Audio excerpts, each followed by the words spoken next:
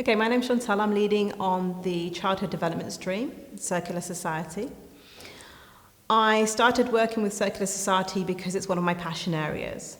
Passion being for the last 14 years, I've worked in corporate organizations with leaders, developing leaders and developing talent, and came across very much a reoccurring problem. That problem was that from a talent perspective, what McKinsey framed as the talent gap, there were lacking of skills or deficiency in things like self-awareness, decisiveness,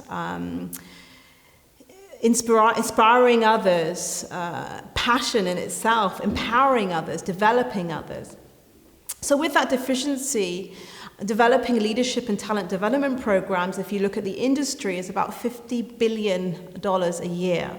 So we're very much tackling it from the output and from the perspective of the inputs, the children, of where we really formulate a person's character, a person's personality and their skills. That wasn't being tackled at all. From a research perspective, my doctorate is in looking and understanding what happens there. So we know that 40% is genetics and up to 60% is environmental factors. Those environmental factors, for example, are things like parental attachment, sense-making, and even diet, if you look at the consequences of obesity, for example, today. But from a parental perspective, that can formulate who you are as an adult.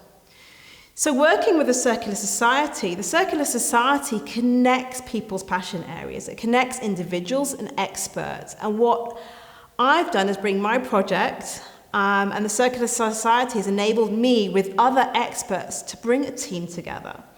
That team has spent, for example, a day together to formulate the strategy for the long term, to really make a generational change, societal change, and the plan for the next year.